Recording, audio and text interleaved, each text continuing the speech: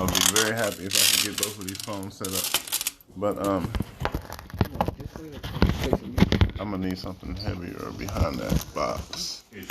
And we are blessed.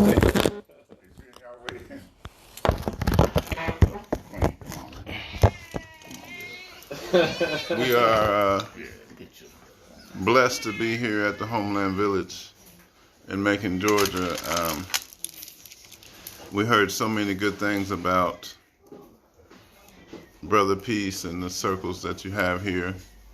So we were invited by Brother Bilal Jallo and Brother Zaid, the Bifalls. Cheikh. Fall. So we are so happy to be here in Macon, Georgia. Alhamdulillah.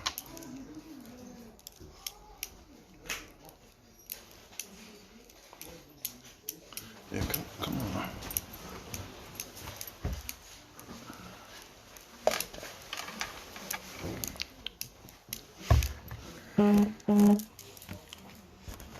The Homeland Village. Yeah, Homeland Village in Macon, Georgia. Homeland Village. We will open with Al-Fatiha. أعوذ بالله من الشيطان الرجيم لا حول ولا قوة إلا بالله العظيم بسم الله الرحمن الرحيم الحمد لله رب العالمين الرحمن الرحيم مالك يوم الدين إياك نعبد وإياك نستعين اهدنا الصراط المستقيم صراط الذين أنعمت عليهم غير المغضوب عليهم ولا الضالين آمين. Salatu Fatih, Allahumma salli ala Sayyidina Muhammad, al-Fatihi lima uglika wa khatimi lima sabaka, nasir al-haqi bil-haqi wal-hadi la siratika mustaqim, wa ala alihi haqqa qadrihi wa miqdar al-azim. If everybody could form a circle over here, I think we're going to start off with it. Usually when we travel, we give the talk first and then the chanting. But as we all know, the most important part of it is the chanting. Let me see that that envelope.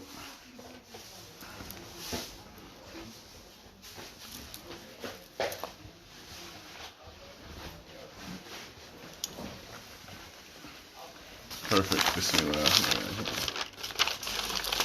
I'm so classy. I travel with my prayers in the United Postal Office. Man, look how classy he is. Oh my goodness. He has a kente cloth bag.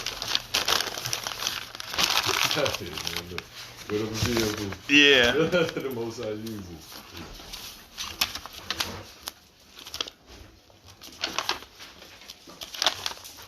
أعوذ بالله من الشيطان الرجيم بسم الله الرحمن الرحيم بسم الله ينملهائي بلا مناهي ولا انتهائي بسم الله ينملهائي بلا مناهي ولا انتهائي حمدا لربي كريم ربي قدر ما قلبي بالاقتداء له شكوري بلا كفوري وهو نصيري منه فدائي له اقترابي بلا اقترابي له كتابي ما اعتدائي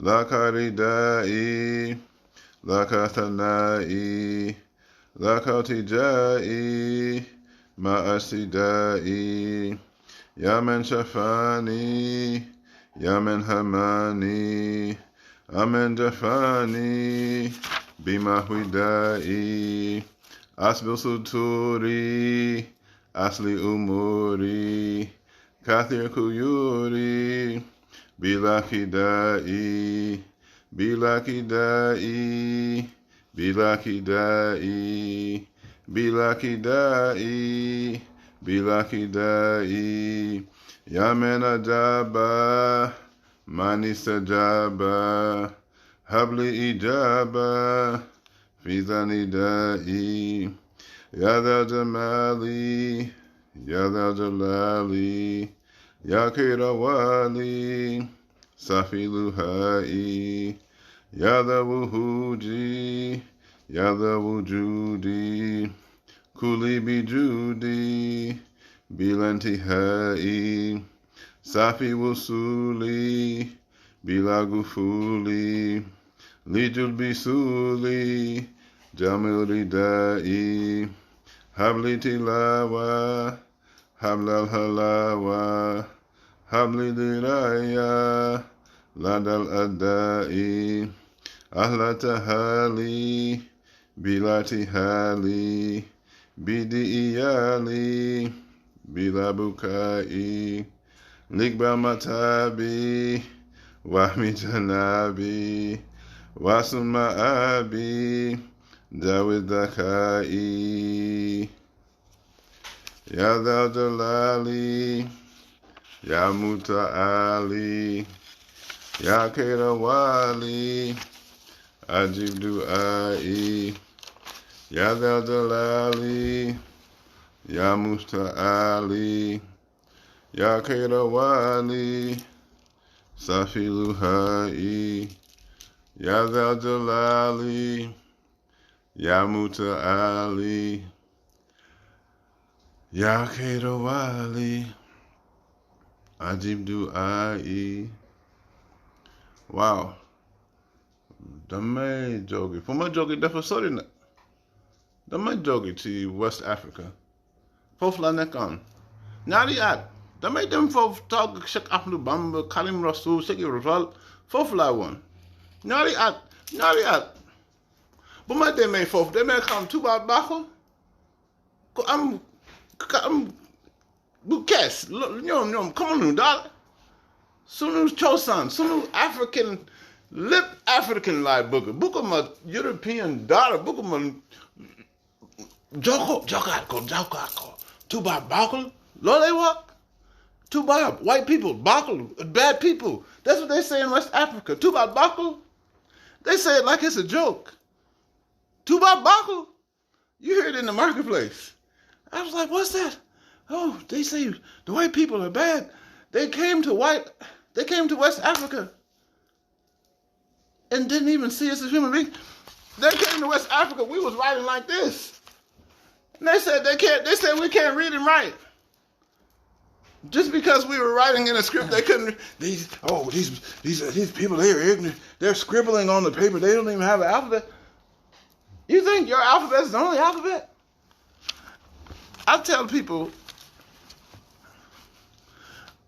we grew up amongst people who don't even know how to go to the bathroom. If you don't know how to go to the bathroom, right, you probably don't know. I don't want to say what I want to say, but if you don't know shit, you don't know shit. If you don't know how to go to the bathroom, what could you possibly know correct? Think about the Africans. I had to learn how to go to the bathroom. I'm 21 years old, 23 years old, going to West Africa. I got to learn how to go to the bathroom. That's an insult. Why am I 23 and I don't even know how to go to the... Something simple like, I ain't even know how to go to the bathroom. I went in the bathroom, wasn't no toilet paper in there. They ain't tell me. It sounds small, but it's huge. I'm an adult thinking it's okay to take some of this and wipe my backside and go out and still got it on my backside. And I think I'm a doctor or a lawyer or an engineer. $1 million, I don't even know how to take a shit. Come on, man. This is a crime against humanity. So if they don't know how to go to the bathroom, they damn sure don't know nothing about God. Just imagine that. They can't. Oh my God.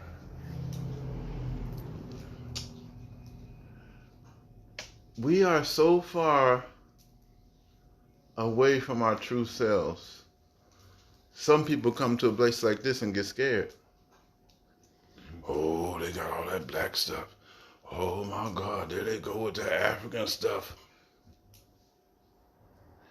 Imagine your mind is so blind, you come to a place like this and you get nervous and I can't go in there. They got dashikis and cowrie shells. I ain't see nobody white on the wall, man. I ain't see nobody white on the wall. Can you imagine a black person? I talk to old people. They say, he probably witnessed it. Long time ago, they put a black Jesus on Ebony magazine cover. Guess who was writing Ebony magazine complaining? The black people.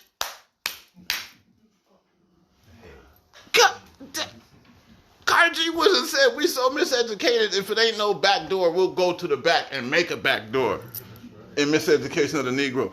That's a miseducation. It ain't no back door, so we gonna go in the back of the building.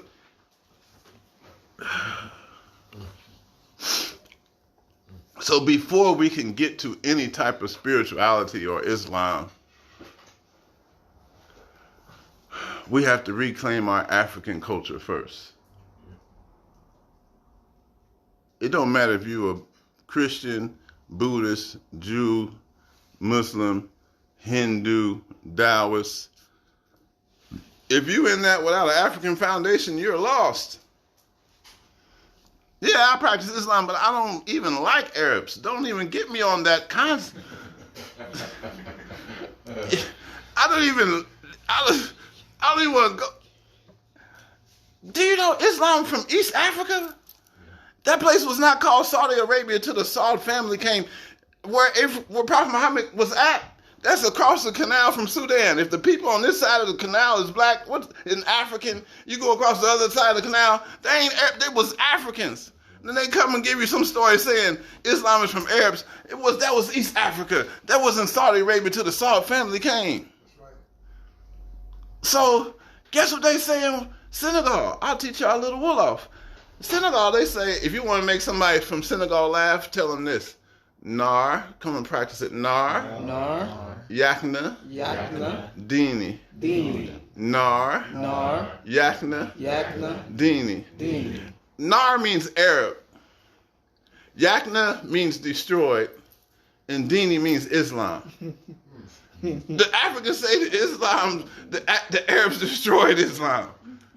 And Dini means our Islam. If you say Deen, that means Islam. But if you say Dini, that means my Islam. Africans say the Nar Yakna Dini.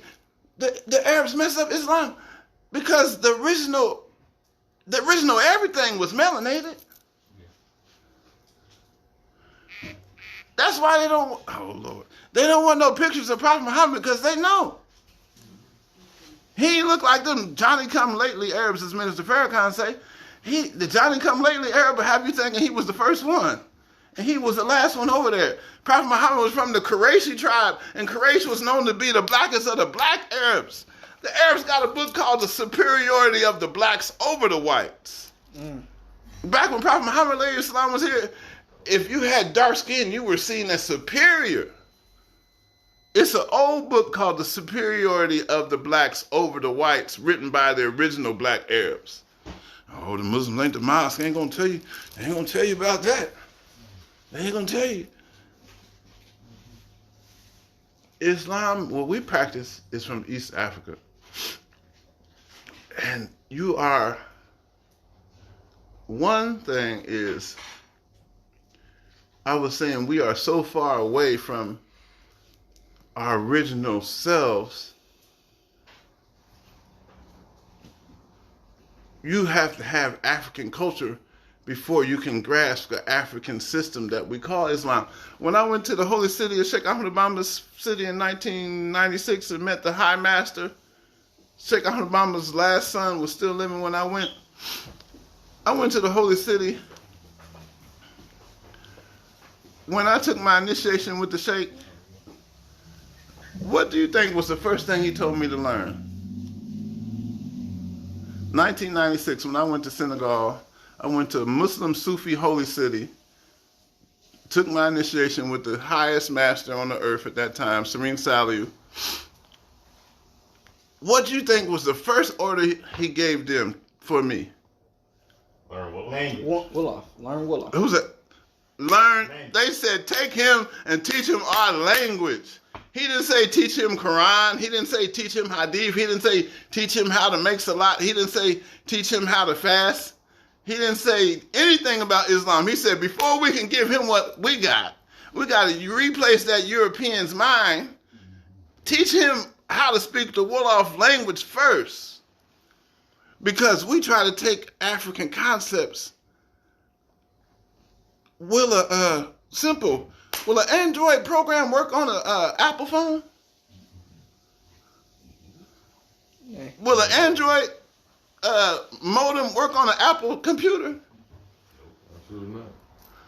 We got the European system of consciousness trying to grasp African concept. No.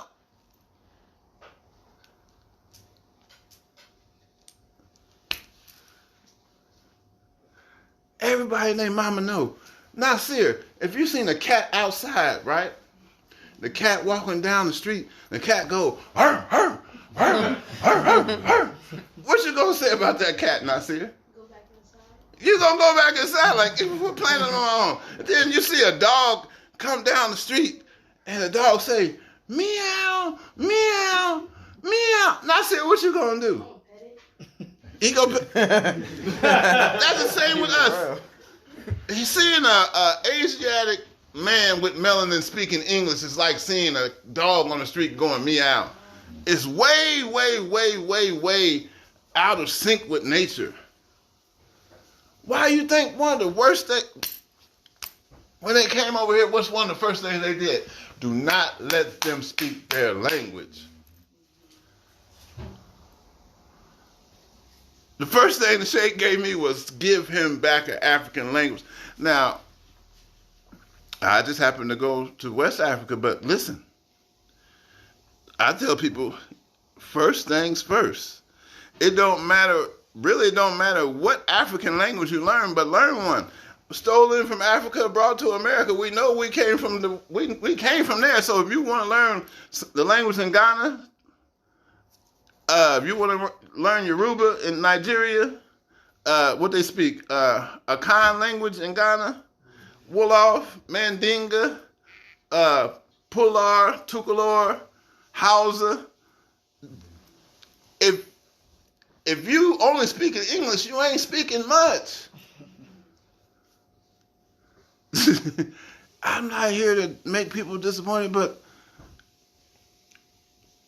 we're trying to have higher concepts with a European mindset because of the language we're speaking. That's why Malcolm X, El-Haj Malik said, language is consciousness. If I can get you to speak my language, I have colonized your mind. I can just speak English. I ain't got to you ain't got to have no chains on your hands, no chains on your wrist.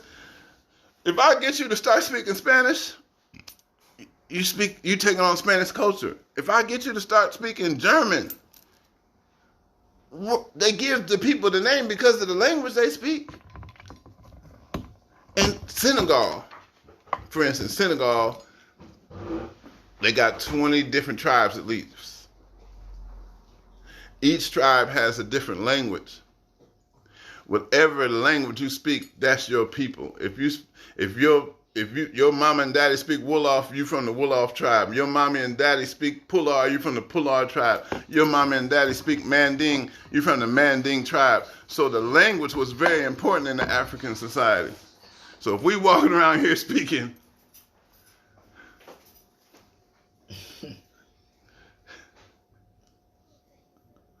may be the my buy some anglais, Bugamo anglais, defa decent. I said, I don't even like speak English. When I was in West Africa, people used to hear my accent and they say, do you speak English? I would say, no, I don't speak no in their language. I say, I don't speak English. I don't know no English. Don't ask me nothing in English. They want to see, I was trying to forget. Now, I have to tell you one thing that's happened. All of us want to overcome white supremacy, racism, and the root of all of it is in the operating system and the language that you're speaking. If personal experience, what happened to me was I began to speak in Wolof and think in English. I was still thinking in English and translating it to Wolof and not speaking Wolof, which was good. I left the English language and was speaking pure Wolof African language, but I was still thinking in English. So the hard drive was still English, but the desktop was Wolof. After being on the continent for about a year, one day I noticed a miraculous occurrence in the life of an African that was stolen. My operating system started, I was thinking in Wolof. I could have ran outside naked like, I've done it, I've gotten rid. Brother, when I started thinking in the African language, it's like something in my subconscious hit delete on white supremacy. Delete. Like all they programs that were stored in the subconscious mind had to go because I wasn't functioning on that operating system. I had downloaded an African consciousness in my subconscious mind. For an African, it was better than praying and fasting. Because now, I'm putting before then, I was putting my prayer and fasting on top of a European construct. And that European to have you thinking God up in the sky somewhere. One of the worst poisons in the world is to teach somebody that God is outside of themselves. Honorable Elijah Muhammad said we looked for that mystery God up in the sky. We couldn't find him. That's the worst poison. I never seen an African system from the Sudan to the Sahara Desert to South Africa to Gambia and Senegal. I never seen an African system where our people said that God was in the sky outside of the people. Have you seen that? I've never seen an African system where God was outside of the people. If they can, and God got to look like you. In China, Jesus looked like he Chinese. I mean, if God don't look like you, well, hold on. There goes the inferior complex immediately. As soon as you take a white child in a black church and they see a white Jesus, he starts thinking he's second best. Immediately. Just from the image, the man could be preaching an all-black Afrocentric doctrine as long as he got that white, blue-eyed Jesus on the wall. It don't matter what he teaching from the pulpit. It ain't going to affect the consciousness of the people. I'm still second class. Well, God is white and I'm black, so our people is the only people on the planet Earth that'll take an image of God that don't look like them from some people that don't look like them. Maybe I need to say it again. Our people, we are the only people on planet Earth that will worship a God that don't look like them and take the image of God from people who don't look like them.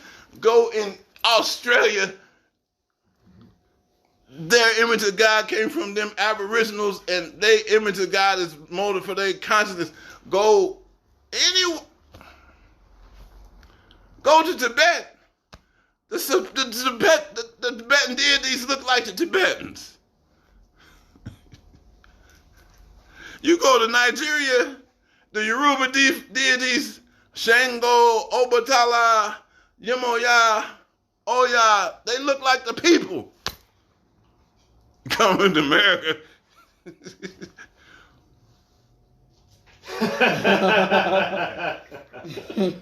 Coming to America. You go to anywhere else. I remember when I read me some black books. I got me some black consciousness. Walking down the street, seeing a African Methodist church. I was like, I know they got a black African Jesus in there. This sign say African Methodist. I went up in there. I said, no, I'm going to go in here. African mess, they got African. I went up in there. Oh!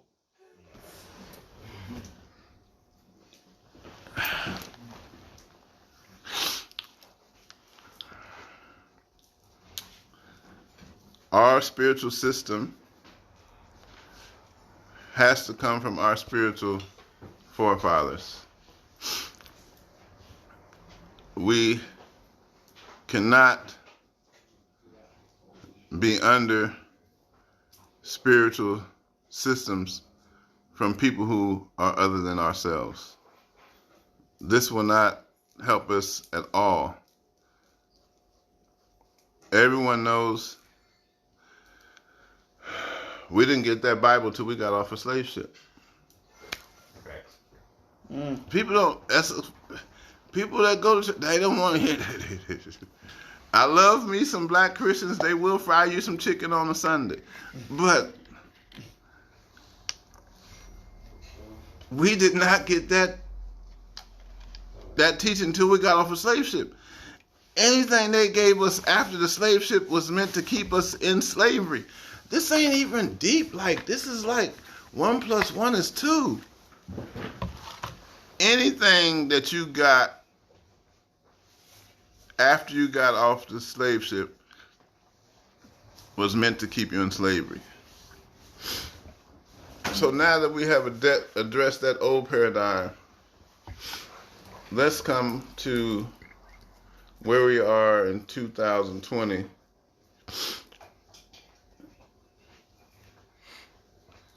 October 31st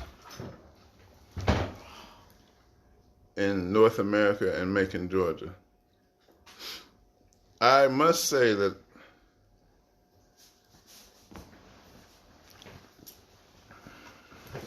we are representing a school and a system that is indigenous to West Africa,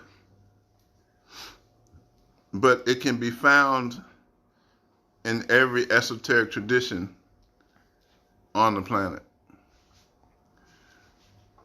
If you look at the outside of the systems, they look different.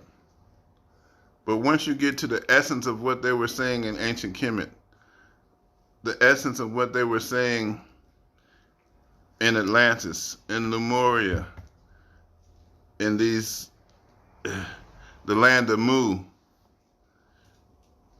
the essence of what they're saying in the mystery schools in Tibet and China, and then, of course, the esoteric schools in India, the essence of all of them is the same teaching.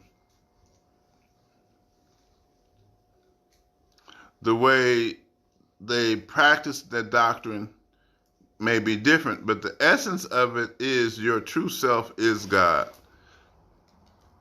The essence is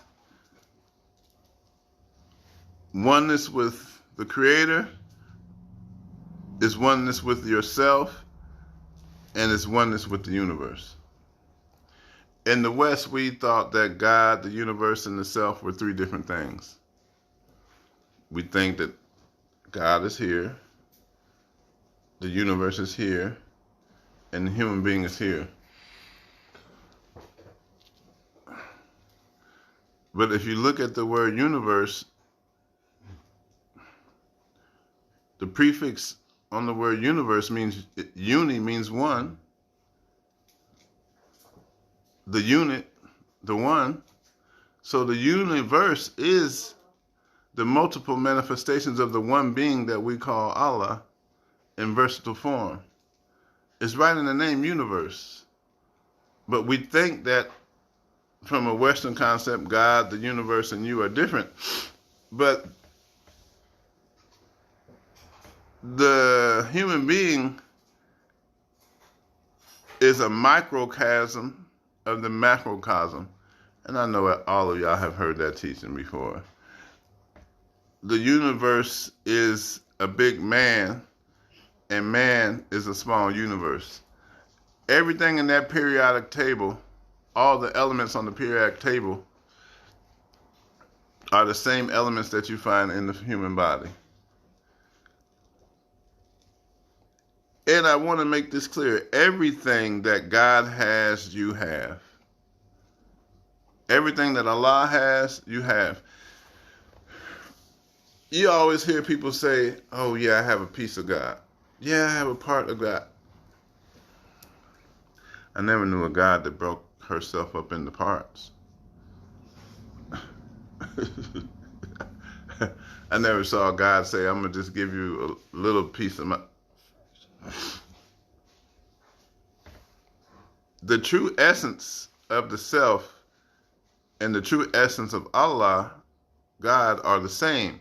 So your spirituality or your practice should be a practice that removes the idea and the thought forms of duality and multiplicity. As long as you're functioning in a dual mind state that I'm here and God is here and the universe is here, you will not be able to reach realization of the oneness. But when you can shift your paradigm and your mental construct to a place of oneness,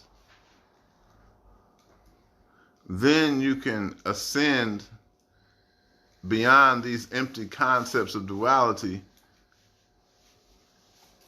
and realize your oneness with the all.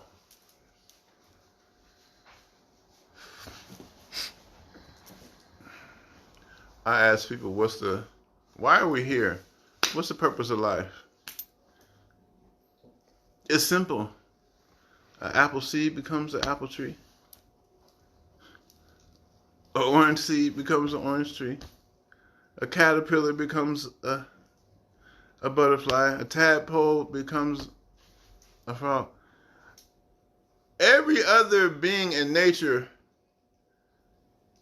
develops into oneness with its creator. You can't find any being in nature that doesn't become that which it came from. Tell me one thing in nature that does not become its source. It's not natural. The human being it's natural for you to become God. It's unnatural for you not to elevate to the status of God. Where else do you see in the universe where there's a creature that came and didn't become its creator? This is a natural process. If you're not on a path to become one with the one who created you, you're outside of Ma'at. You're off balance. Because if you look anywhere, a baby whale become a whale. Baby bananas become bananas. It's not even a deep concept. If you look at it, I haven't seen one thing that start out as something that don't go. So we came from Allah. We're supposed to become Allah. This is not even mystical. People say, whoa, that's an esoteric teaching. Oh, you got some secret. That ain't no secret. Everything in creation does it. A puppy grew up to be a dog. We grew up to be idiots and fools. We supposed to... One of the books I wrote, I say, a perfect artist paints a perfect picture. If the artist is perfect, it's impossible for this artist to create a picture that's flawed. Our creator is perfect. Alhamdulillah. So this being that we see is perfect because the maker of this being, the maker of this universe, has no flaws. So you have to start looking from the viewpoint of God that everything in your life is perfect, everything in the universe is perfect, and the design is perfect. But the mind will imperceive something imperfect. That's why Buddha says 99% of your problems only exist in your viewpoint. I'm looking at the cup like this. I say, no, the name is not on the label. No, the name is not on the label. Oh, the name is on the label. It's the viewpoint. We have to find a way or a system or a school that can help us regain our original oneness with God before the allegorical fall of man. If you want to hear something esoteric or inner teaching, every prophet that you read about in any Bible or Quran or Bhagavad Gita was you. Every prophet that you read about is the evolution of your consciousness on its journey back to God. You read about the story of Job, you can identify with his suffering. You read about the story of Jesus, you can identify with his love and compassion. Now, wait, let's talk about this man, Jesus, peace be upon him.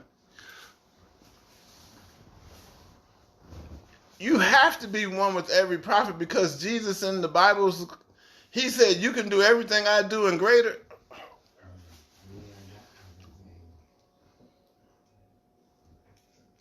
How you going to do everything he did if you ain't got the exact same power that he got? The difference between you and Jesus is Jesus reached a state of crystallized consciousness of his oneness with the Father and him being one. Christ means crystallized consciousness of your oneness with God. It's not an idea anymore. It's not just a thought. I have come to the crystal clear realization that I am God. People will say, Muslims say, oh, that's blasphemous. Holy be Lord, astaghfirullah. That's why I don't like some of you Muslims. You guys are in the Muslim box.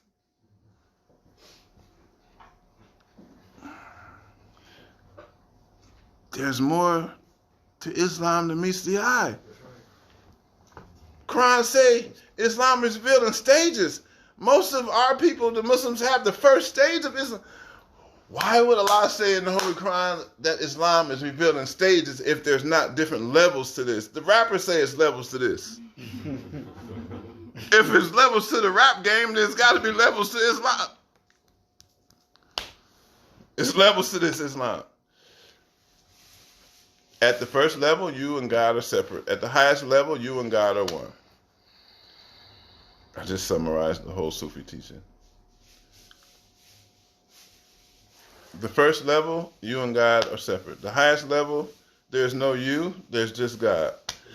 I tell people I am God, but I am not God because the I that I think I am is a false I.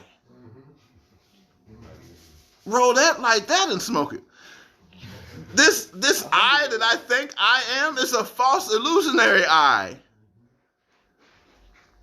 The only thing that come after I am is God. The name of Allah in the Old Testament is I am that I am. You can't get no simpler than that. You talk to Allah and Allah says, what's your name? Allah say, my name is I am that I am. If you don't, God is trying to give you a first grade lesson. You are me. God's name is I am.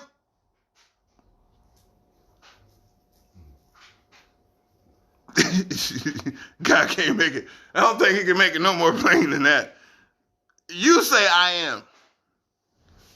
I am that I am. Allah, God, is that state of I am consciousness inside of you that is not the I am that you learn from society.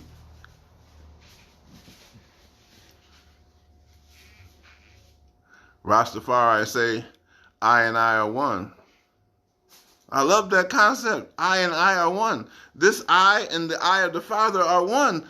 And the Bible said, let thine eye be single and your entire body will be full of light. Hold up. Let your eye be single and your entire body will be full of light. What kind of... We have inside of us something called the multiplicity of eyes. I'm a mechanic from 4 to 5 o'clock. Mm-hmm. I'm an Uber driver from 5 to 7. I'm a parent from 7 to 8. We keep shifting eyes. We don't have a steady eye. The eye is shifting. And that which changes is not real. Islam. Truth does not change. You have to get to a singular I so that that I can be the I of I am. I want Taco Bell. I want McDonald's. I want Murder King. I want Murder King. all these multiplicity of eyes. You can't even decide what you want to eat without multiplicity. Give up this false concept of the multiplicity of eyes and find a way to center your mind on the eye of God, or in ancient Kemet, the eye of Ra.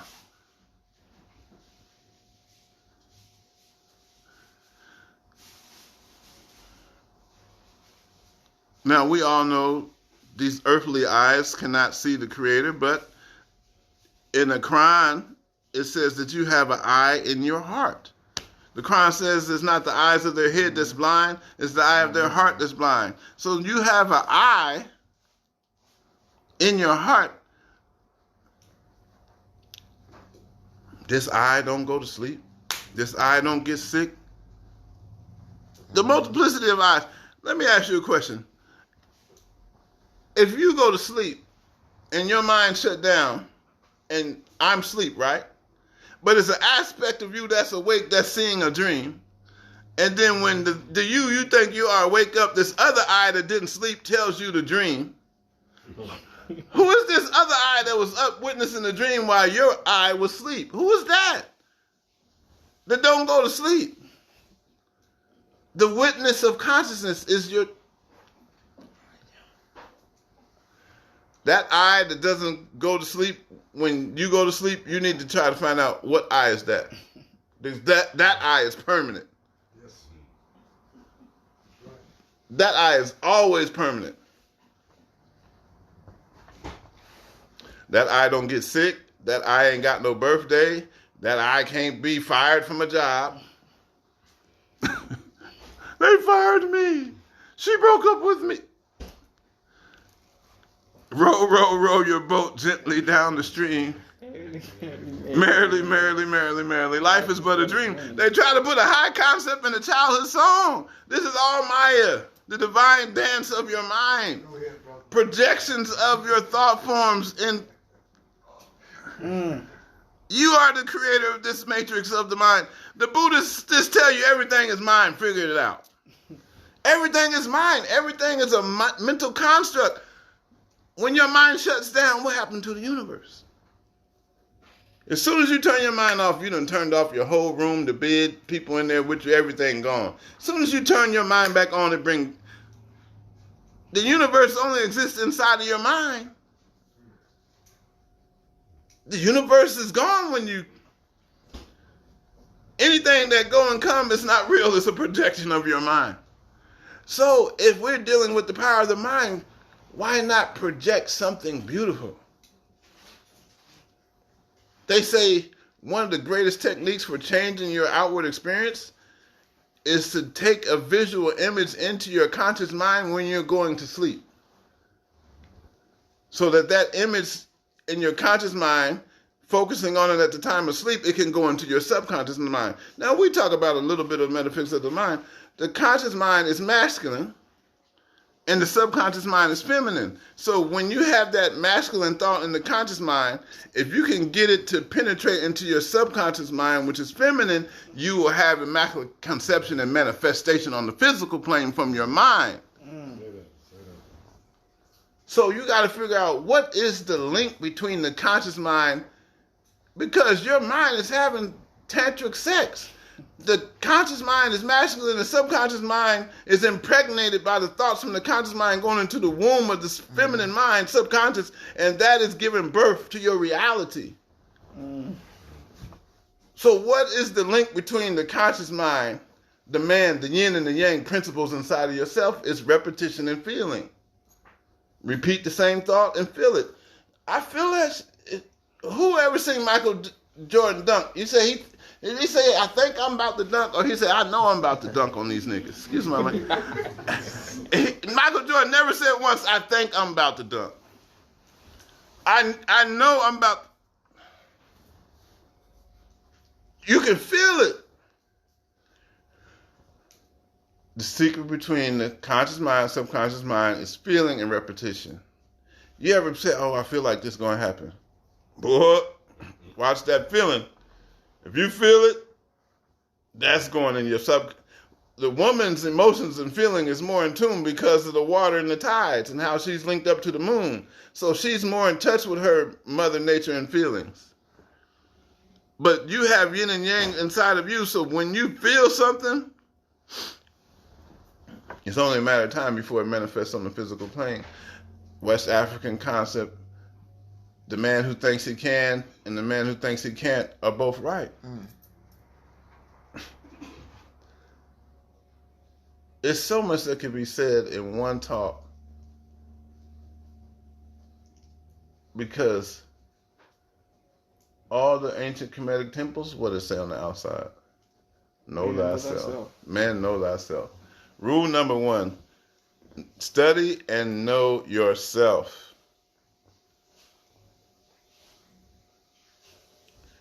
In the study of self, you are actually studying God.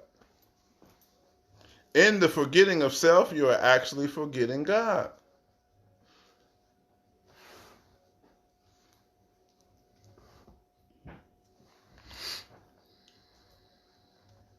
We have a blessing to have been initiated into a school of realization from West Africa, from Cheikh Bamba, from the holy city of Tuba. This is an immense blessing because, one, the master looks like us, and the system we're practicing is from us. The master looks like us. Okay, now there's no inferiority complex between me and my master and my teacher. I look at him, I see me. And the system he's teaching us is not influenced by other cultures on the planet Earth. It's strictly African. When you have a chance to partake of a school or a system like that, you are drawing closer to your own self-mastery, self-knowledge, self-awareness, and self-healing.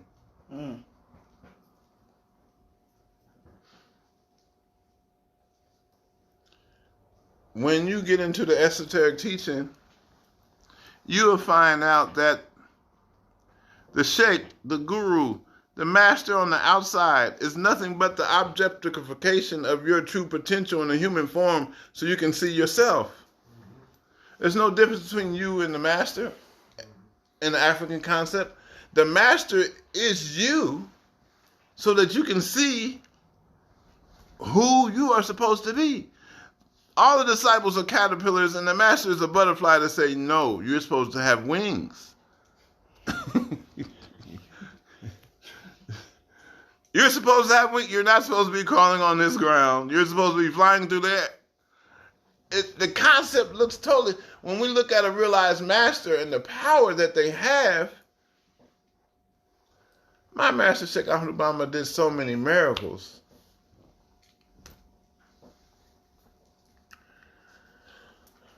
His son that I saw in person did so many miracles. We could talk about the old masters from Cheikh Bamba that I didn't see, that I heard about, or stuff I done seen and experienced in my own life will make you say, this guy done drank the punch. I want to tell y'all one thing I experienced with the master, Serene Saliu. 1996, I go to see him in West Africa. I didn't know how to speak Wolof. We go sit with him in the holy city of Tuba. He's speaking Wolof, but I'm hearing English translation inside of my heart. First time it happened, I was like, nah, maybe it's Africa. Maybe it's just hot. Maybe I'm hallucinating. There's no way I can know what this man is about. Wow, but Wake Wolof, that may come lip lumawake. When he's speaking Wolof, I knew everything he was saying in English. So the first time, Brother Zaid, I was like, nah, maybe it's hot. Maybe I'm just hallucinating out here in this hot Africa. Next time we go see him, Same thing. He's speaking Wolof. I'm hearing English translation in my heart.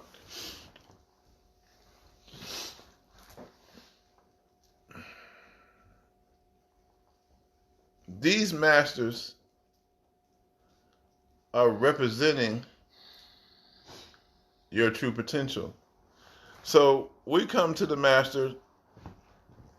Do you know in ancient Kemet, everybody think, oh, in ancient Kemet, everybody was in the mystery school. No. Initiation. They had a hierophant in that temple who was the keeper of the secret name of God. You had to go in that pyramid and take initiation with the hierophant. Jesus had 12 disciples and many followers. The masters of today, the Sufi masters, we give initiation into the system. And the initiation into the system is to link you back to an avatar.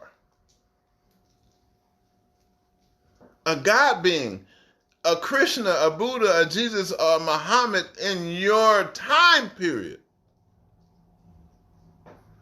It won't be just for Allah to have all these great prophets in the past that was perfect beings, and it ain't no perfect being in 2020 for us to reach transcendental reality. Lord Krishna in the Bhagavad Gita say every time it gets dark, he says, I incarnate and come on earth in a human form to pull the people out of darkness. They have to see God in human form.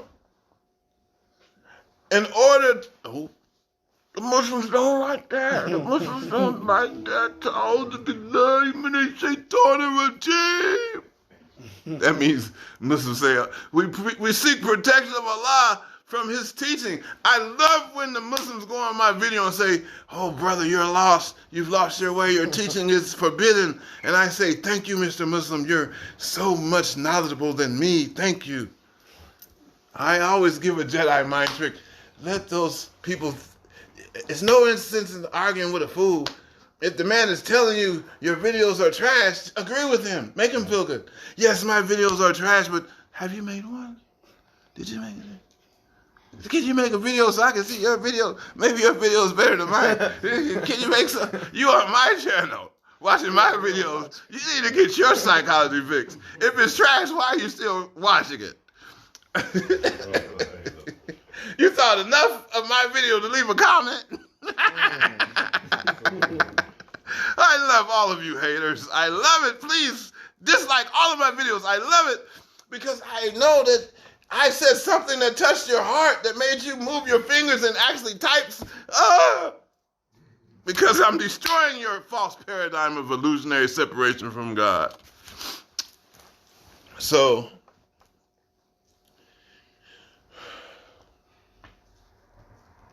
we represent a school that has a complete system for God realization. Complete. Everything is in the African system. And Allah has to leave pure vessels on earth for pure seekers. Allah has two qualities, immanence and transcendent. Allah has the immanent form that's manifest. In Arabic, they call it the zahir, that which is manifest. That's immanence. And Allah has a transcendental form, which is transcendent, which is beyond the mind. So, zahir and batin. Allah has 99 names. One is zahir. Allah is that which is manifest. Allah is al-batin, that which is hidden. Allah is hidden and manifest. So, in order to get to the unmanifest realm, you must first start with a being here that's in the manifest realm, who would be the teacher or the guru or the sheikh. One thing I love to tell people wherever I go is the only way outside the matrix is to find somebody outside the matrix. If you ain't learned nothing else from me, the only way outside of the matrix of the mind is to find someone who's above the matrix of the mind, or else you're just dealing in concepts of the mind. And that matrix will keep you here over and over and over and over. Man, you know how many times I've been on this planet Earth? I'm tired. I don't want to come back to this planet no more. Like, can I get it right this time? Can I escape the samsara and the wandering from one birth to the next, one life to the next? Can I find a way to rise up out of this? Well, the only way out of this is to find somebody that's out of this.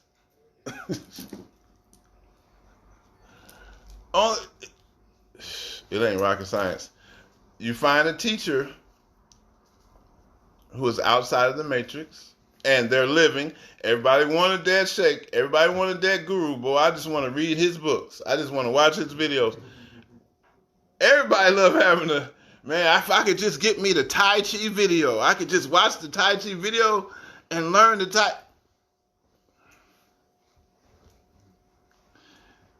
They told me a very, very important thing in West Africa that I'll never forget. One of the disciples told me, we'll let a human being show us how to tie our shoe, but we won't let a human being teach us about God. No, I got that. I figured that out. I figured out God. No, don't tell me. I don't trust you. But you let somebody show you how to tie your shoe, which is a simple thing, so to speak. But for the most important thing in the universe, you think you can figure that out by yourself? The African said, if you let somebody teach you about your tying your shoe, let somebody teach you about God. We have a dislike for spiritual teachers because of all the false ones we found in the West. We've seen so many negative examples. It's hard to trust somebody that look like you. That man got on the same clothes I got on. He got on the same hair. I can get the scarf. I can order some beads too. I can get some talismans and juju and magic made, and I can get me some magic pouches, and I can get that too. Everything you see on the outside is just a reflection of something that's taking place on the inside.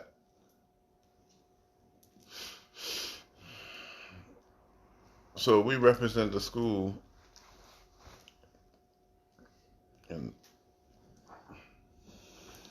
it's something I want to say, but how some of my disciples, what I have to do sometime I have to do this, because I'll be giving too many secrets. Sometimes I have to cover my mouth.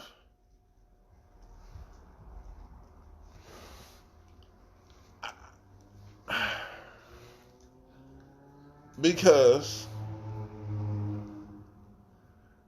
the true inner teaching is not for the public.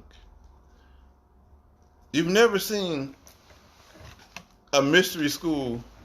First of all, why is it called a mystery school? I ain't even got to go into that. It's called a mystery. It's not called a public school. It's not the Macon, Georgia public school system for the general public.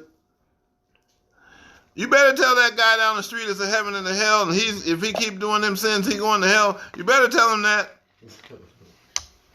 You better tell him, man, if you break in my house, God gonna get you. You going to hell. You better tell him that.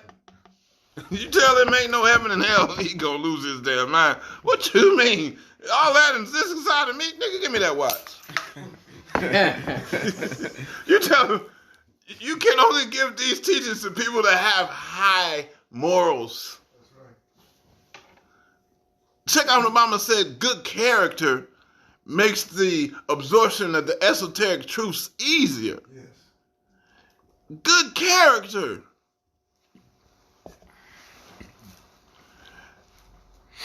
This whole Prophet Muhammad said, I came to perfect your character. We must work on our bad qualities. You want to astral project and you still a liar? You want your third eye to open and you still a thief, nigga, your third eye open and you still a thief, you going to be seeing where they got the money in their house. You ain't going in there and stealing everything because your third eye. No, we're not giving you no third eye opening until you got good character. For you want the ability to heal people, the ability to tap into people's minds, the ability to see the unseen. No, we're not giving you none of that. Until you stop eating 10 pieces of pizza. Stop being a glutton. Just basic characters, concepts that we have to improve so that we can get these higher teachings.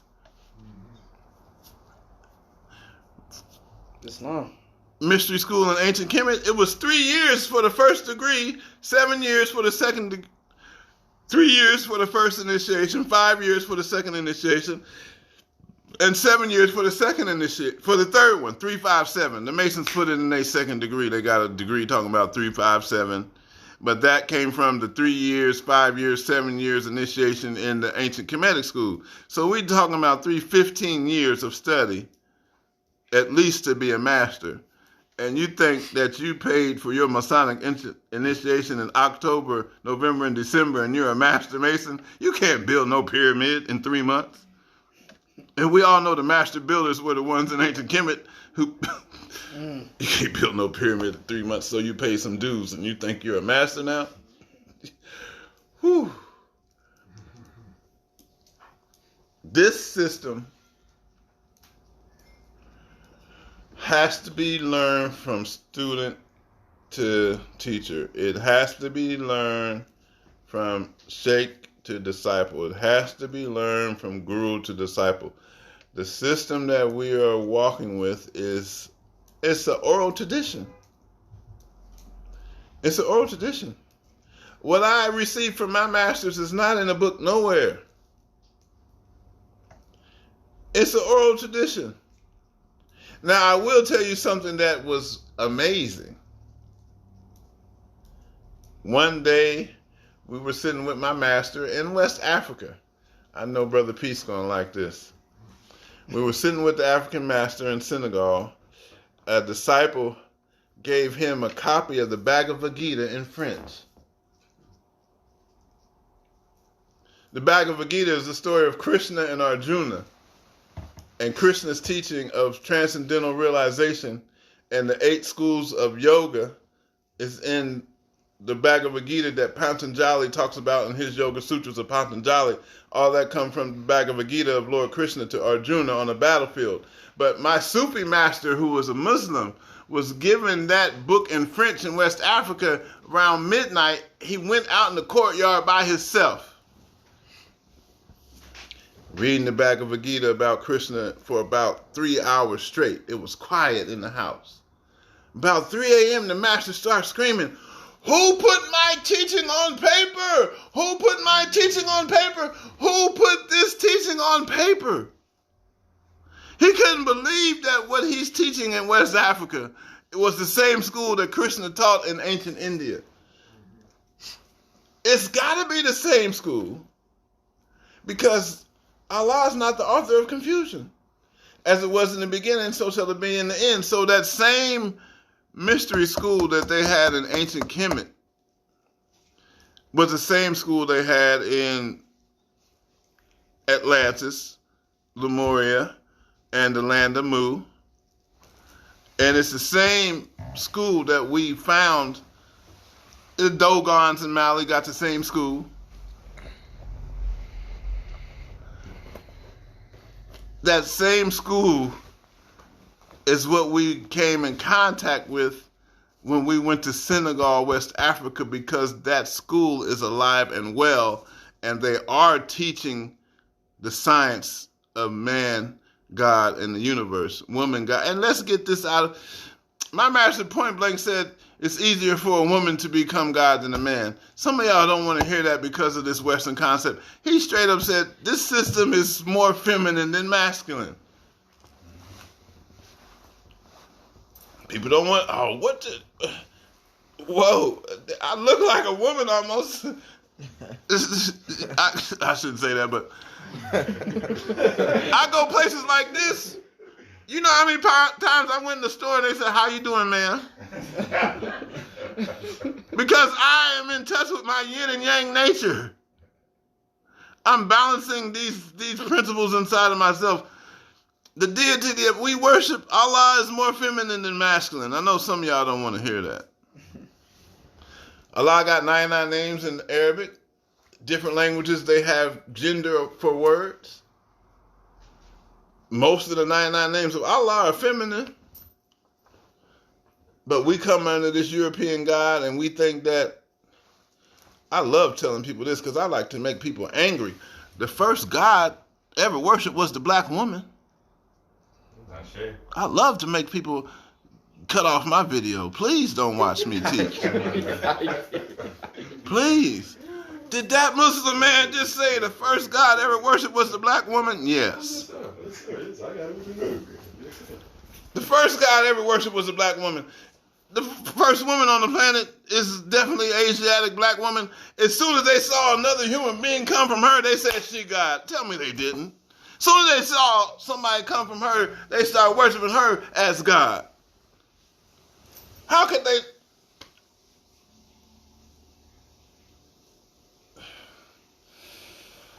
So we have to get out of this so-called Western concept that God is some white man with a beard up in the chair getting angry and punishing people. According to what I learned in West Africa, Allah does not punish people.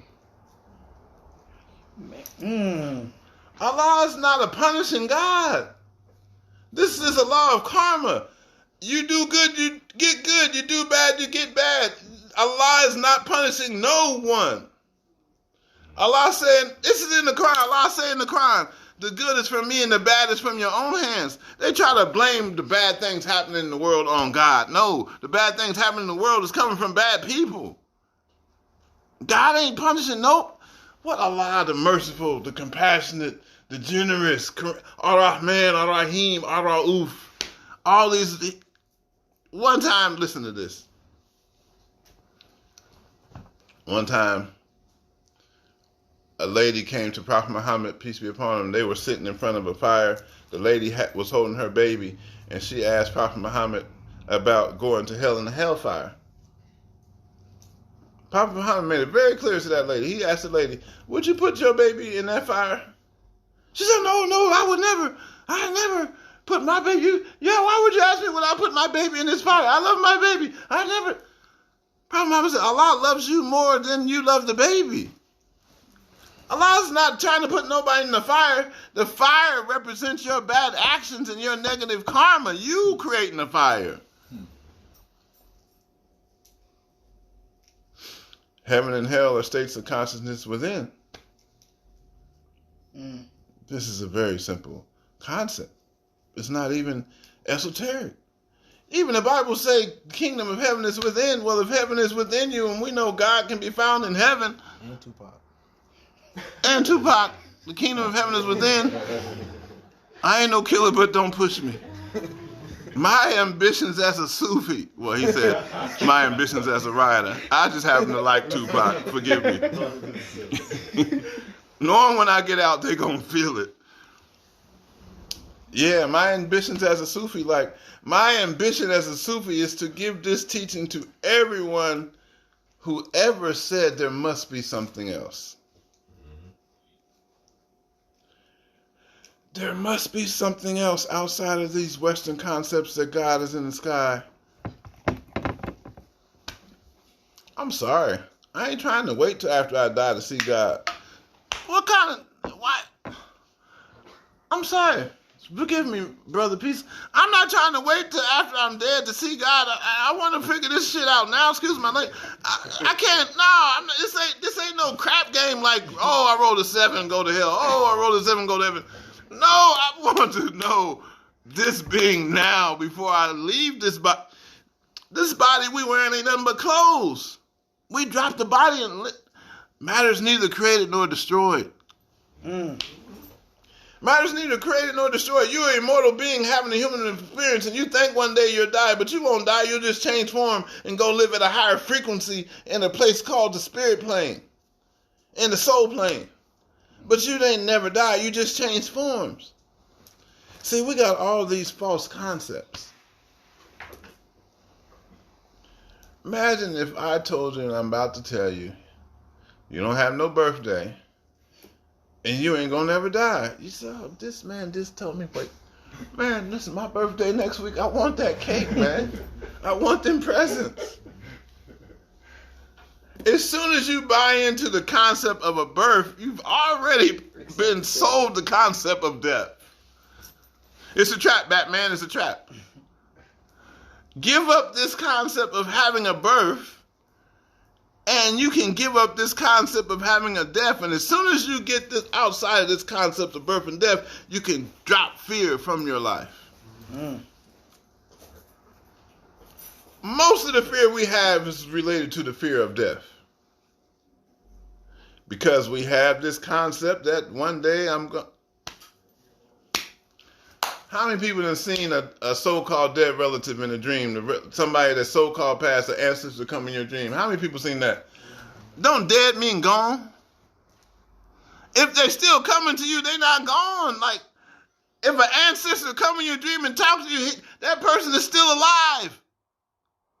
They just change forms. The fact that you see people when they leave the body means they're still alive, existing in another body that vibrates higher in frequency than this physical body.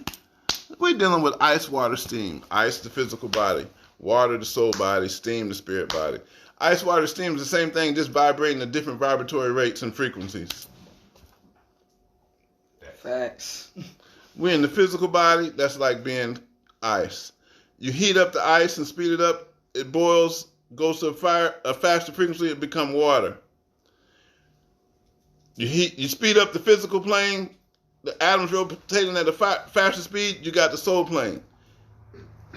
If you heat up that water, the molecules of the water start going faster, it's going to change to steam. Well, the steam is the spirit plane, the water is the soul plane, and the ice represent the physical plane. That's the same thing that's happening with you. You're stuck in this physical plane because of your consciousness, but you exist on the soul plane and you exist on the spirit plane. So we need practices to get in touch with these other planes. I know a lot about the physical body and the physical plane. But what do I know about the soul plane? The soul body. What do I know about the spirit plane and the spirit body? Ancient Kemet, they call it the Ka and the Ba.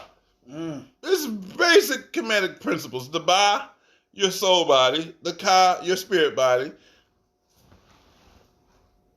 You got a Ka and you have a Ba. But you think about getting some extensions, that's blind. That ain't got nothing to do with your Ka or your Ba, your spirit body, your soul body. So, all of this to say, I'm talking too much. Tao Te Ching says, he who knows doesn't talk, and he who talks doesn't know. He who talks doesn't know. He who knows doesn't talk. I tell people, and then I'm going to open up for questions, you don't know anything about God until you have an experience with God. Yes. That's right. That is so real that if you try to tell someone about it, they'll think you're crazy. You have to have a real sci-fi, mystical, damn near levitate, hair turn gray. You got to have some experience with this divine force that removes all doubt from your mind that this being is real. And when you have that experience, it don't matter what your religion is, you done experience God. Allah is beyond religion. We just use Islam as a construct to get to a being that's beyond Islam.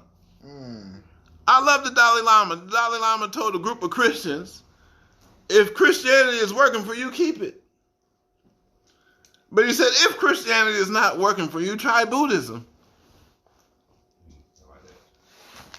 Because God is the God of belief, not the God of religion. God answering the prayer of a black woman in Mississippi eating pork, worshiping a blue-eyed Jesus. God answering her prayer in that Baptist church in Mississippi. You think he ain't? Mr. Muslim, you think he ain't answering her prayer because she eating pork? No, it's bigger than that. It's bigger than that. She worshiping something that ain't even real. And God is answering her prayers. Because God is the God of belief, not the God of religion. So for one religion to say, ha, we have it. Ha, you lost it.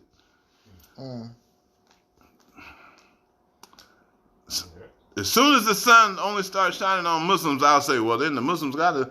The only farmers getting rain is the Muslim farmers. The only farmers getting the rain, Mr. Peace, Brother Peace, is the Muslim farmers getting the rain. The Buddhist, Hindu, and Christian farmers, they fields ain't getting no rain. As soon as that happened, then I say it's the only way. But as long as every religion on the planet is getting rain for their crops, because those farmers are all praying to the same God by different names for rain, as soon as it start raining on different plots, and that's when I say, oh, something done changed. But as long as that rain is falling on everybody's plots, I'm going to tell you God is bigger than your religion. He's bigger than your religion. He's bigger than your concept of what you think God to be. The mystics say that an individual will form a concept of God that's false and worship that as a false idol, when in the Bible it says, make no false idols before me. But your concept of God becomes an idol that you worship when it's not true.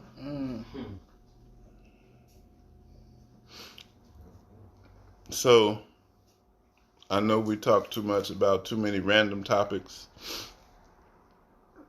but we hope that something we said was beneficial to the people who are here at Homeland Village. Homeland Village, where did we come from? What is your homeland? There again. What is your true homeland?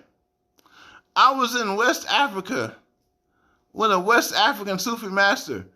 A brother came from New York with a dashiki on, pro-black, African black. He sat down with the Sufi master, with a translator, of course, and I'm witnessing this dialogue through a translator. It was so beautiful.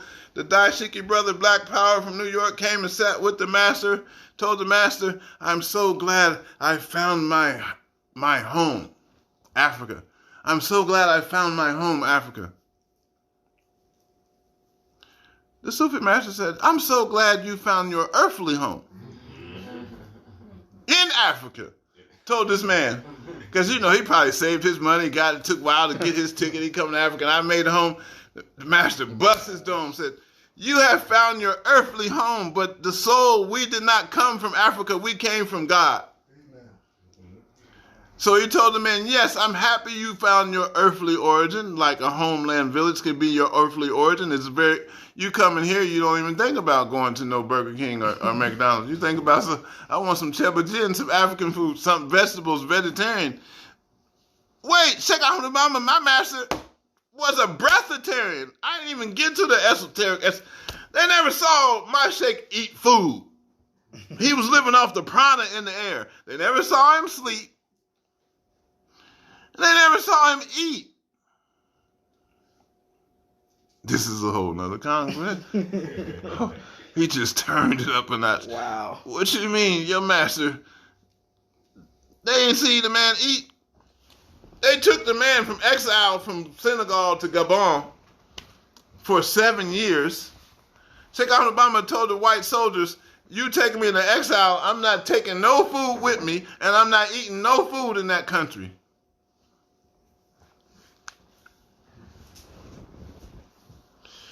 Now, I'm trying to figure this out because, hey, he was over there for 7 years.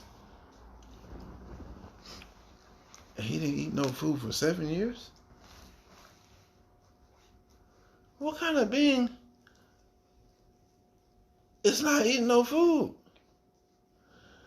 They put Cheikh Obama in the fire for 3 days. He wouldn't burn in the fire. 3 days. Left him in there. The French soldier said he was in the fire, shivering like he was cold. Sadie Yalla. You hear that? In West Africa, they say whenever you're saying something and a strange sound happens somewhere, that's Allah witnessing what you're saying is true. Y'all heard that in there? What was the bell on the door? Yeah, Sadie Yalla. One day I have to talk about I've been talking for an hour, right? I don't like to talk more than an hour. I always tell people, if you can't say what you got to say in an hour or less, you don't know what you're talking about. People giving 5 hours, 7 hour lectures. Did you get to the point yet? Like, you've been talking for 7, 8 hours, and you didn't. Any of my talk, it's got to be an hour or no. If I haven't said something within the hours, no. What? Yeah, hour and 22 minutes. I didn't talk 20 minutes, 2 minutes too long. Anybody have a question? I love questions. Can you tell me more about this breatharianism lifestyle? Yes.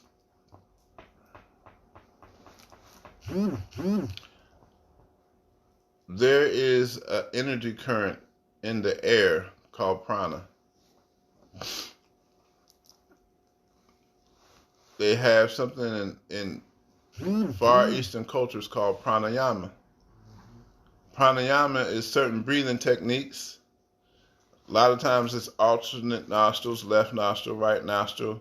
Breathing techniques that you practice that can put you in contact with the energy that's in the air, and you can live off of that. But it don't happen from giving a lecture on YouTube and something on Instagram at the same time.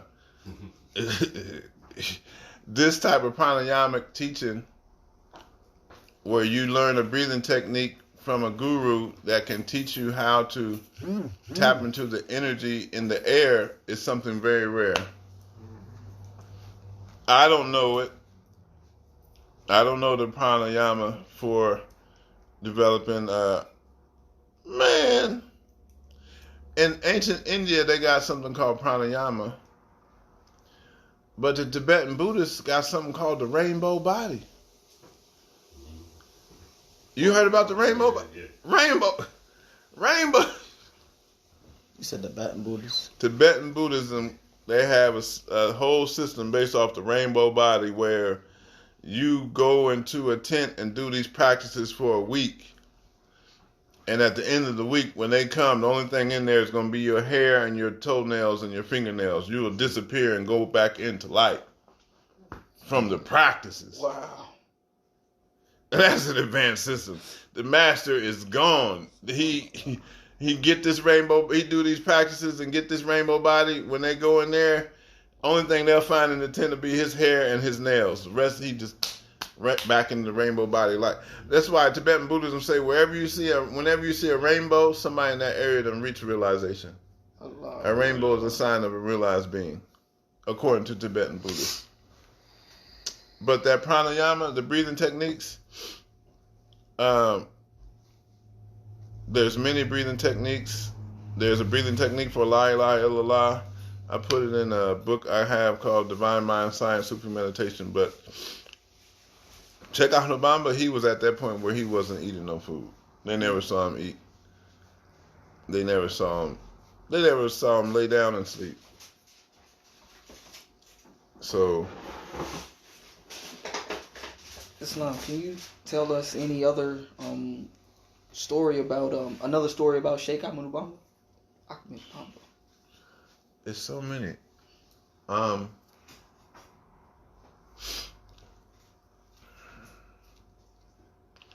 So many stories. Let's see.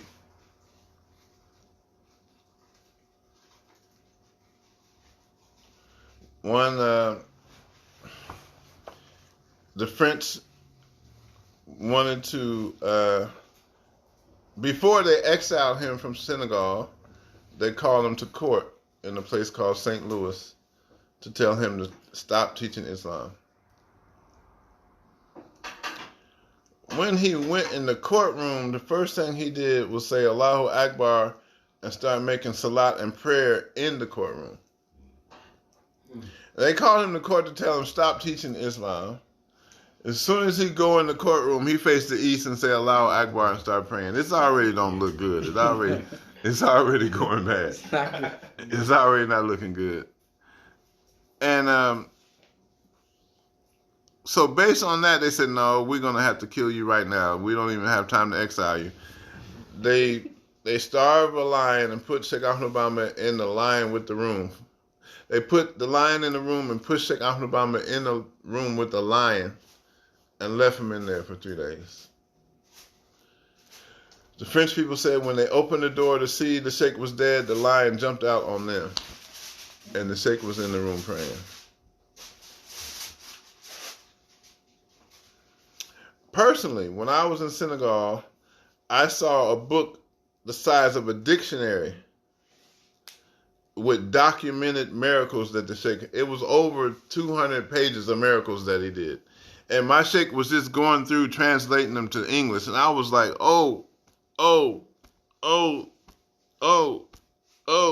Each one is like, each one to make you grab your head. Like one story to say, the French people came to Sheikh Ahmed Bamba and they had put some poison inside some coffee to try to kill the Sheikh. Knowing he didn't eat or drink, on this day when they came with the cup with the poison in the coffee, the angel Jibril came to Sheikh Ahmed Bamba and said, Sheikh, they put poison in the coffee. The Sheikh said he got and just grabbed the coffee and drank it as fast as he could. And they said, why you do that? He said, I wanted to show them that they poison can't kill me. He said, the white people was in the rush to give me the poison. He said, I was in the rush to drink the poison. To show that the poison can't. Now, the good part is, drops the mic. The good part is, you have those abilities in you to get to a level where you can drink poison and not die. Matter of fact, there's a verse in the Quran that I know that if you recite it, the poison can't kill you.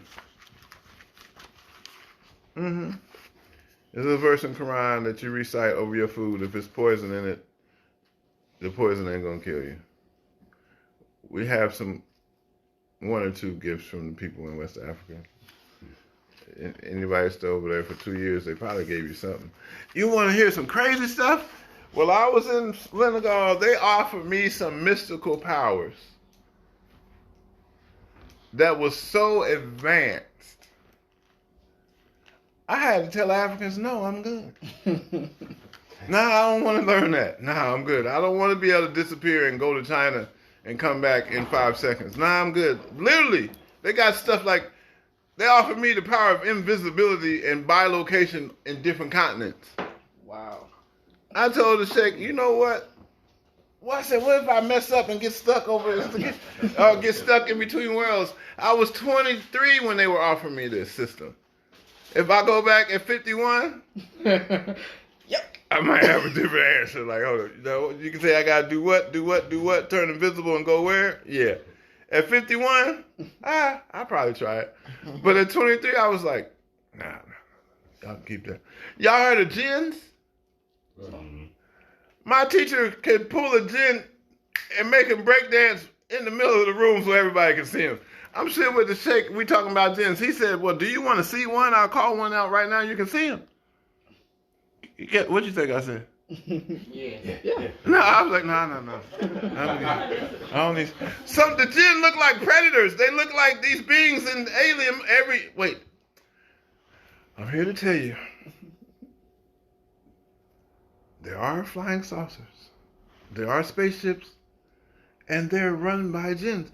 My African teachers told me the Bermuda Triangle is a system under the ocean that's run by jinns. They have advanced technology. They have spaceship. They have interplanetary travel. A baby jinn can be 400 years old. So a lot of times you got some problems in your family from your great-grandmother who was I like witch doctors, man. I wish I could meet me a witch doctor, a voodoo priestess. Yeah. Oh, Lord, I'd love to have, yeah. Shit, anything that white people said was wrong is probably good for you. As soon as they tell you voodoo and African magic is wrong, you might want to learn some voodoo and African magic. What? Give it to me. Yeah, man. Anytime the Europeans say stay away from it, stay away from that voodoo and that magic. I know people that got real voodoo and real African magic. You ain't got, yo. People say that stuff only work if you believe in it.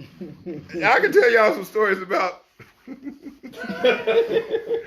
real occurrences to real people that I know. You'll be like, what the hell? So, all this stuff about spaceships the jinns have advanced technology and they do have ships, and the Africans are teaching this like it's just a part of your high school curriculum. It ain't no unidentified flying object. That's a jinn. The people in West Africa don't even know their names. They got people in West Africa that's married to jinns and have children. Y'all don't want to hear about this. We say, I know a man right now named, maybe I won't say his last name, Mokhtar. Mokhtar's father had a wife that was a human and had a wife that was a jinn. Him and his father he said, I grew up with jinn siblings. From his father's marriage to the jinn. He said he played with his jinn siblings, and when his mama say come in the house, his brothers and sisters are running to a tree and disappear. It sounds funny, but this is Mokhtar's reality. He grew up with this. But in the West, we're like, nah, man, ain't no spirits out there, people, to where somebody can marry a jinn. I met a reader that was married to a jinn that could tell her everything about the past, present, and the future. Yeah, I sat with her. She gave me a reading on a piece of paper that looked like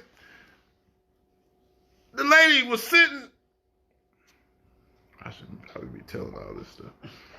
The lady's married to a jinn. Her family say every year she'd disappear in the forest in Africa for about 4 or 5 months. Go be with her jinn husband. Then she come back to the family. Like, ain't nothing happened. The lady do readings. She did a reading for me, had a piece of paper and a marker, went into a trance and just looked like gibberish, just marking on the paper just with a marker, looked like random marks. She said, yeah, in high school you had this. Yeah, your mother and father was like this. You got one brother, you got a set of twin brothers, and you got an older sister, and hold on, man. You talking like, you ain't talking random. Excuse me. This ain't no Ouija board. She talking about actual fact. To where, like, one guy was so powerful. She told me everything that happened in my life going back and told me stuff that's going to happen in the future. And everything she said didn't happen. Letter for letter.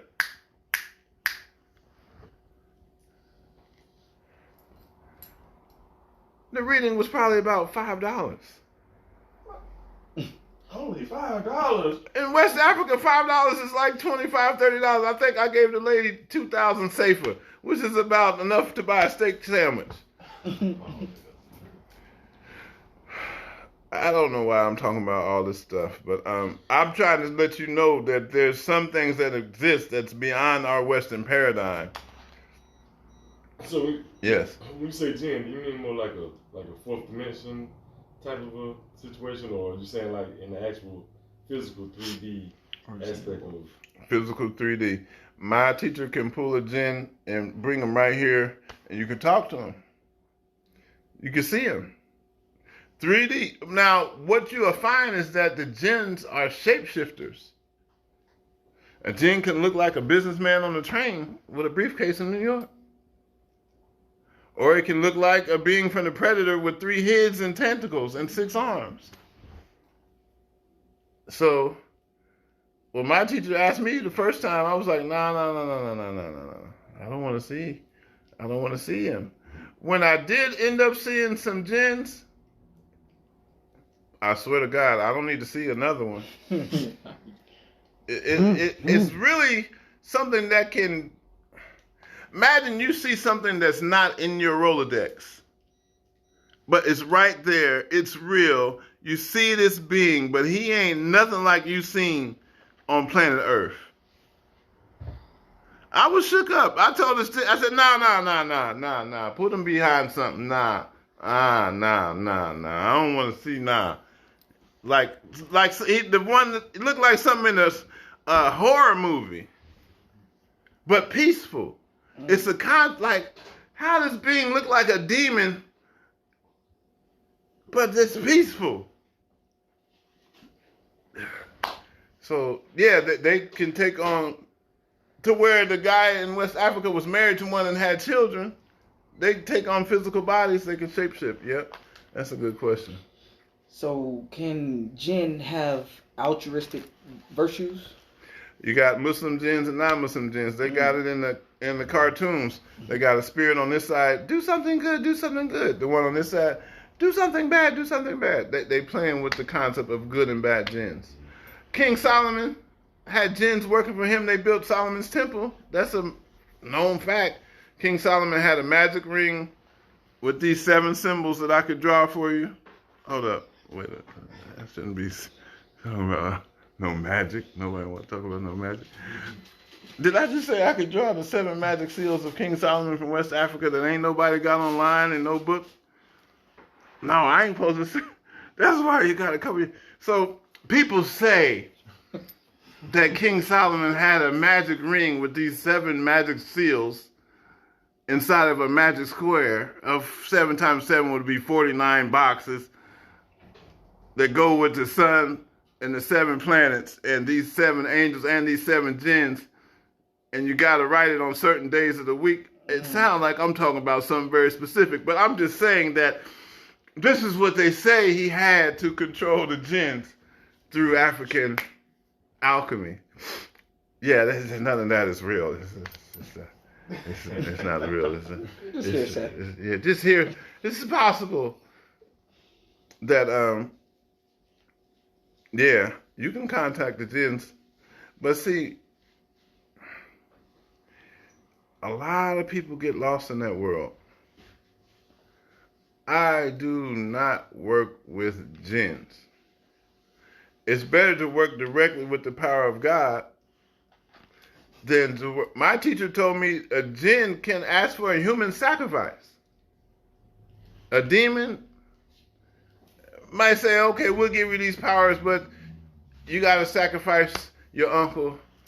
How many times do you hear some basketball player, somebody in their family die randomly, and now they got more contacts and more money? Take all these people dying.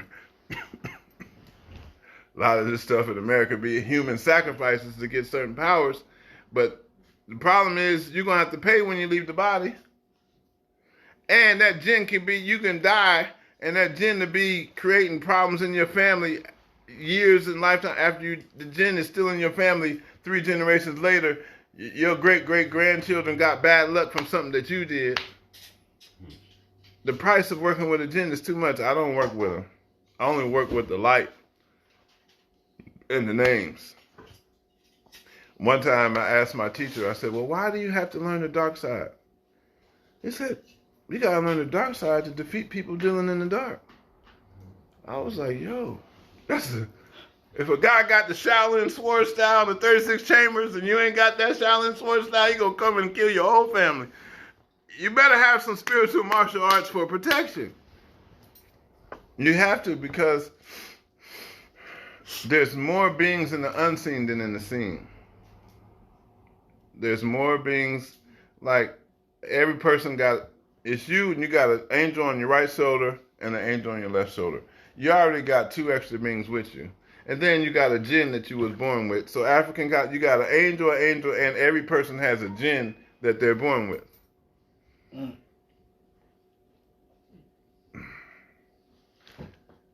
You can do practices to make your jinn submissive and practice your system, or that jinn can be creating havoc in your life. I don't know why these relationships don't work. I don't know why I keep doing something to sabotage my job. Naim Akbar calls it the self-defeatist principle inside the mind of the black man from Western society. But some of that stuff is jinn related to spirits. It's similar. It kind of sounds like sacrament, kind of. It's a beautiful system. And I know that I talk too much. And no, brother, you've been awesome, bro. You've been awesome. Yeah. Anybody have another question or comment? With the I guess how universal a lot of the teachings are. I've been running into some situations where I guess you may notice someone may be in a situation where they need a practice to kind of help them fight the lower self, but that particular person is from a completely different school of thought.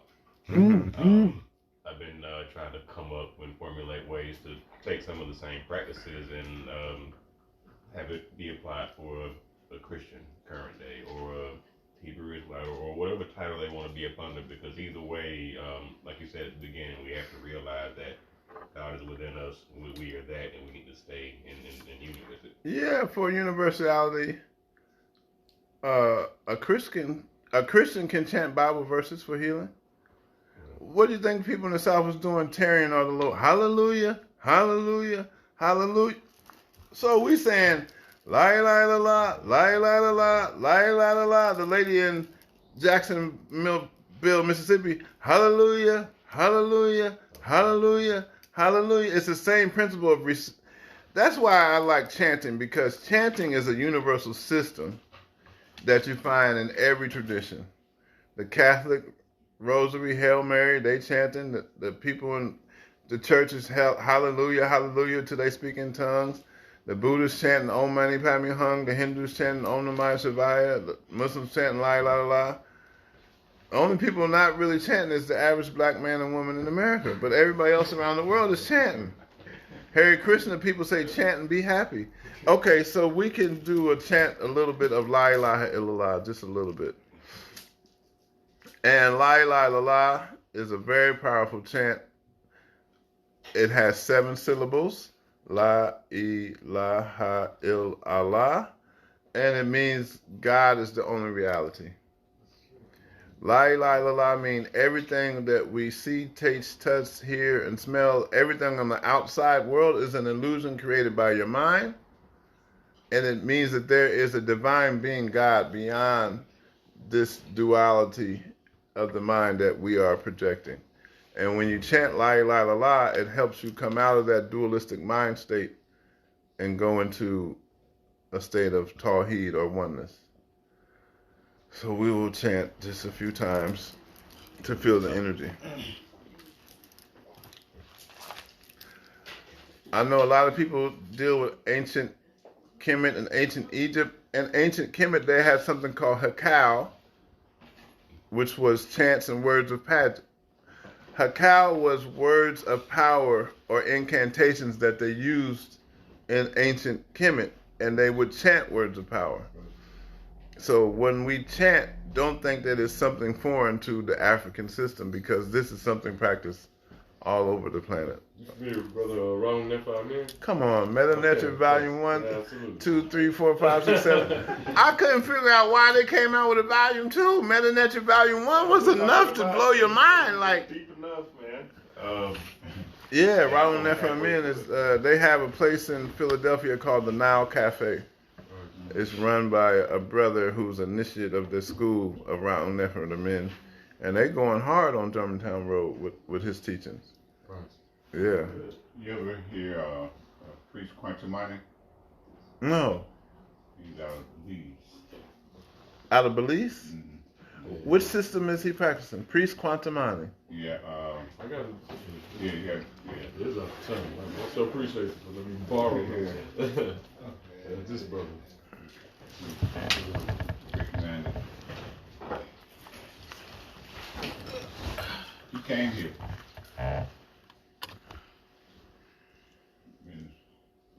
About 8 years, 2 years ago. Oh. Some of his disciples, I met them at a, he got some disciples, they in Haiti. I think they are. They come to, they have a holistic, metaphysical, they have 2 metaphysical conferences in New York that I used to attend regularly. And his disciples were there and had his picture. Okay. But he came here to what? Yeah, he came to Homeland. He's okay. Been a while back. Through the divine union of masculine and feminine energy. Come on. Sound like truth to me. Yeah, where's my book bag? I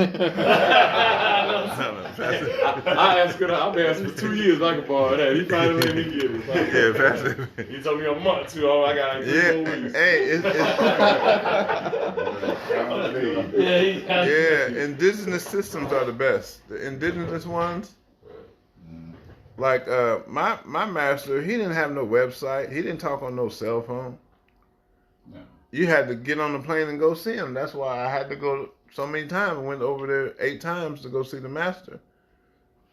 And if you can find it now, the good part is the Sufi schools. We learned that there's at least 313 high masters on the earth at all time in different traditions. I like that number. At least 313 masters, whether it be somebody in Yoruba land, somebody in Ghana, somebody in Tibet, somebody in Senegal, somebody in Macon, Georgia. Praise the Lord. You never know who you talking to. This brother's place is so lit up. I think it's going to be a spaceship come with some tea and ice cream that's vegan. Once I turn the camera off, it's how mystical this homeland village is. You'll never know who this brother. You better stay close to him. That's all I can say. Anybody who manifests something like this, they working with something extra. Yeah, so it's always a bright star for us to find. Sometimes in our midst. Oh, let me tell you, Sufis love telling stories. It was a Sufi guy in the village who lived with his grandma, who was just, washing clothes and cooking in the village. And he told his grandma, yeah, I heard they got this real powerful Sufi master up in the mountains in the next village. Yeah, it's okay if I have your permission to go see the Sufi master? Grandma sweeping the floor said, yeah, go find the master and bring back some teachings from the master. The next day, the man left and went to the next village and inquired about the master who was up in the mountains, the whereabouts and how to reach the master. They said, oh, yeah, it's a 3 days journey up the mountain, then cross the river, go through a valley, go around these 2 cliffs, and you see the master meditating in the cave, but it take you about 3 days to get there. He said, okay, I'm going to make this journey to go see this master. And he went through a lot of hardships, almost fell off the cliff, almost drowned in the river, crossing it to go see the master. When he got into the master was a young person in their 50s in the cave meditating. He said, I have come to learn from you, O great master. And the master said, I am not receiving any students at this time. He said, no, but I've come from a neighboring village and your reputation is so powerful in my village. I heard about you. I went through a lot of hardships to climb the mountain for 3 days across the river between the 2 cliffs. I put in a lot of effort to find you, O great master. Can you take me on as a student? The master said, no, I'm still working on my realization. I'm not taking any students at this time. He said, well, can you help me find the master? The master said, yes, I have a master who is still living. He said to the seeker, what village did you come from? I come from the village of Ekomoni. Oh, my master is in the village of Ekomoni. No, that's my village. I didn't see any master. What village? What side of the village? I live in the southwest corner of the village. Oh, my master's in Ekomoni in the southwest corner of the village. Like, where? Oh, which hut? How many huts? I'm on this southwest corner. It's the 3rd hut from the. Oh my God, my master lived in that hut. This is an old lady. She lived there. He said, that's my grandmother. The man was living with a Sufi master the whole time and didn't know that his grandmother was the master of the master he went to go see. True story. Like, sometimes it could be a saint right there with you, and you don't even know who this person is. You think his name is Brother Peace, and he just got some place called the Homeland Village. It's very, very, very possible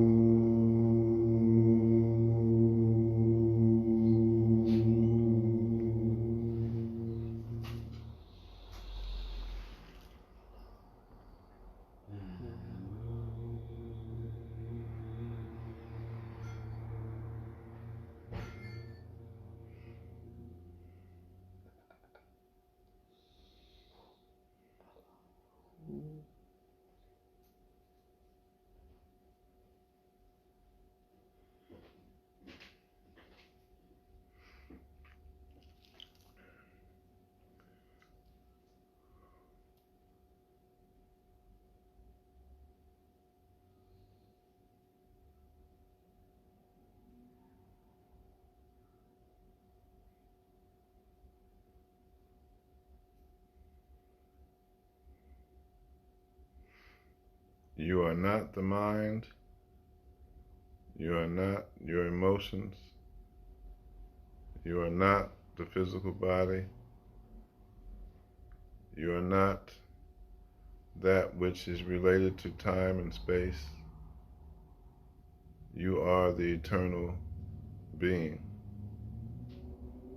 having a human experience. Seek to know your true self. Assalamu alaikum. Peace and blessings.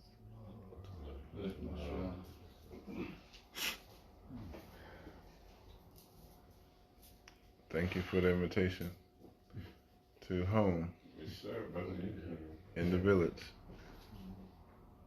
Now, off the record, tell us about the magic boxes. Let me turn this off. You say you got books.